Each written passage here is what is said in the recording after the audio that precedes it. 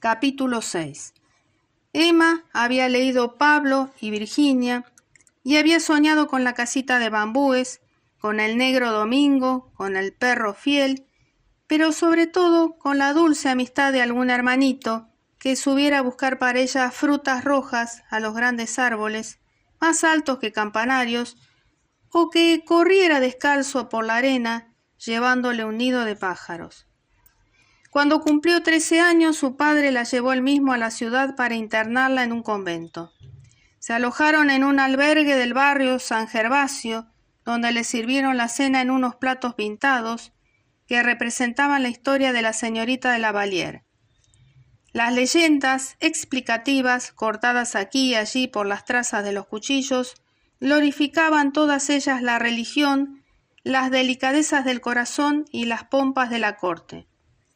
Lejos de aburrirse en el convento los primeros tiempos, se encontró a gusto en compañía de las buenas hermanas, que para entretenerla la llevaban a la capilla, a donde se entraba desde el refectorio por un largo corredor. Jugaba muy poco en los recreos, entendía bien el catecismo y era ella quien contestaba siempre al señor vicario en las preguntas difíciles. Viviendo sin salir nunca de la cálida atmósfera de las clases, y en medio de estas mujeres de cutis blanco que llevaban rosarios con cruces de cobre, se fue adormeciendo en la languidez mística que exhalaban los perfumes del incienso, en la frescura de las pilas de agua bendita y en el resplandor de las velas. En vez de seguir la misa, miraba en su libro las ilustraciones piadosas bordadas en azul y le gustaban la oveja enferma, el Sagrado Corazón atravesado de agudas flechas o el buen Jesús que cae caminando bajo su cruz. Intentó, para mortificarse, permanecer un día entero sin comer. Buscaba en su imaginación algún voto que cumplir. Cuando iba a confesarse, se inventaba unos pecadillos a fin de quedarse allí más tiempo, de rodillas en la sombra, con la cara pegada a la rejilla, bajo el cuchicheo del sacerdote. Las comparaciones de novio, de esposo, de amante celestial y de matrimonio eterno que se repiten en los sermones suscitaban en el fondo de su alma dulzuras inesperadas.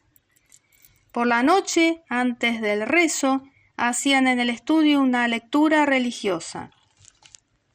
Era durante la semana algún resumen de historia sagrada o las conferencias del abate Frasinus, y los domingos, a modo de recreo, pasajes del genio del cristianismo. ¿Cómo escuchó las primeras veces la lamentación sonora de las melancolías románticas que se repiten en todos los ecos de la tierra y de la eternidad? Si su infancia hubiera transcurrido en la trastienda de un barrio comercial, quizás se habría abierto entonces a las invasiones líricas de la naturaleza que, ordinariamente, no nos llegan más que por la traducción de los escritores. Pero conocía muy bien el campo, sabía del balido de los rebaños, de los productos lácteos, de los arados.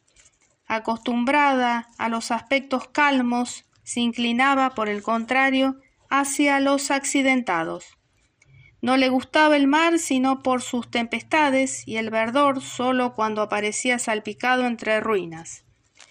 Necesitaba sacar de las cosas una especie de provecho personal y rechazaba como inútil todo lo que no contribuía al consuelo inmediato de su corazón, porque siendo de temperamento más sentimental que artístico, buscaba emociones y no paisajes. Había en el convento una solterona que iba todos los meses, durante 8 días, a ocuparse de la ropa. Protegida por el arzobispado como perteneciente a una antigua familia aristócrata, arruinada durante la Revolución, comía en el refectorio a la mesa de las monjas y charlaba con ellas después de la comida, antes de subir de nuevo a su trabajo. A menudo, las internas se escapaban del estudio para ir a verla. Sabía de memoria canciones galantes del siglo pasado que cantaba a media voz mientras empujaba la aguja.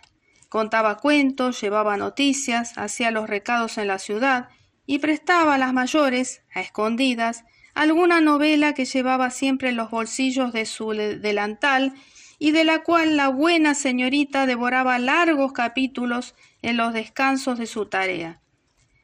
Solo se trataba de amores, de galanes, amadas, damas perseguidas que se desmayaban en pabellones solitarios, mensajeros a quienes matan en todos los relevos, caballos que se revientan en todas las páginas, bosques sombríos, vuelcos de corazón, juramentos, sollozos, lágrimas y besos, barquillas a la luz de la luna, ruiseñores en los bosquecillos, señores bravos como leones, suaves como corderos, virtuosos como no los hay, siempre bien dispuestos y que lloran como urnas funerarias.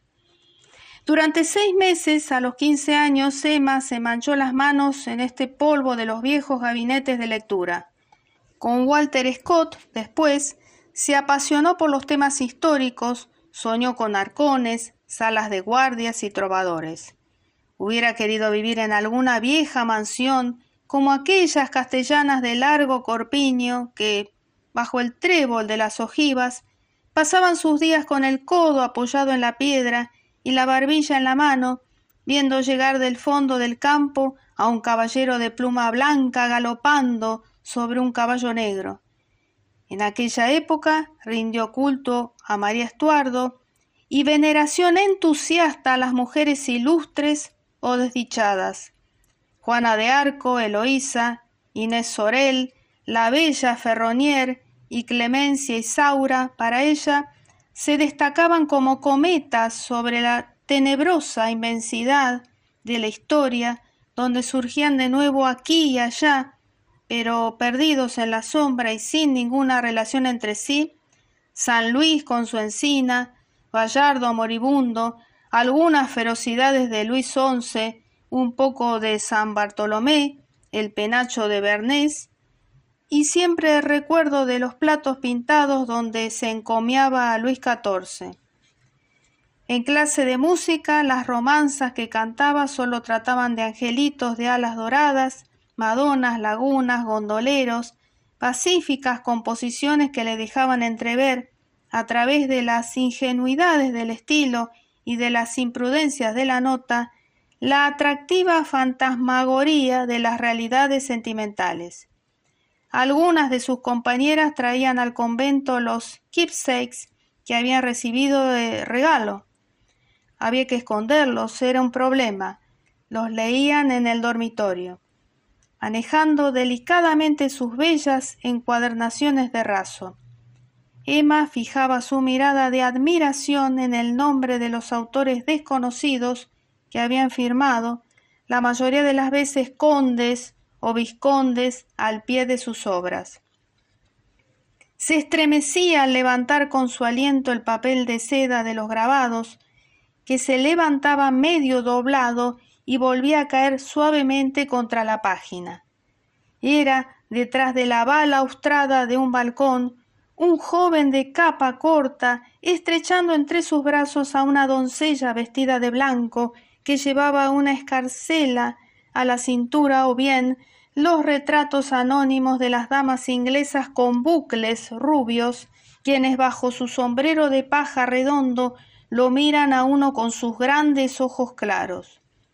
Se veían algunas recostadas en coches, rodando por los parques, donde un lebrel saltaba delante del tronco de caballos conducido al trote por los pequeños postillones de pantalón blanco.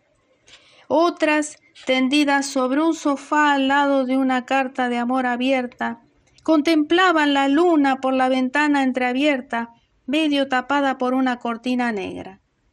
Las ingenuas, una lágrima en la mejilla, besuqueaban una tórtola a través de los barrotes de una jaula gótica, o sonriendo, con la cabeza sobre el hombro, deshojaban una margarita con sus dedos puntiagudos y curvados hacia arriba como zapatos de punta respingada. Y también estaban allí ustedes, sultanes de largas pipas, extasiados en los senadores, en brazos de las bayaderas, Dillacourt, dos de las regiones ditirámbicas que a menudo nos muestran a la vez palmeras, abetos, tigres a la derecha, un león a la izquierda, minaretes tártaros en el horizonte, ruinas romanas en primer plano, después camellos arrodillados, todo ello enmarcado por una selva virgen bien limpia y un gran rayo de sol perpendicular en el agua, donde de tarde en tarde se distinguían como rasguños blancos sobre un fondo de gris acero unos cisnes que nadaban. Y la pantalla del quinqué, colgada de la pared por encima de la cabeza de Emma, iluminaba todos estos cuadros del mundo que desfilaban ante ella, unos detrás de otros, en el silencio del dormitorio y en el ruido lejano de algún Simón retrasado que rodaba todavía por los bulevares. Cuando murió su madre, lloró mucho los primeros días. Mandó hacer un cuadro fúnebre con el pelo de la difunta y en una carta que enviaba a Les Bertaux, toda llena de reflexiones tristes sobre la vida, pedía que cuando muriese la enterrasen en la misma tumba. El pobre hombre creyó que estaba enferma y fue a verla. Emma se sintió satisfecha de haber llegado al primer intento a ese raro ideal de las existencias pálidas, a donde jamás llegan los corazones mediocres. Se dejó llevar por los meandros lamartinianos, escuchó las arpas sobre los lagos, todos los cantos de cisnes moribundos, todas las caídas de las hojas, las vírgenes puras que suben al cielo y la voz del Padre Eterno discurriendo en los valles.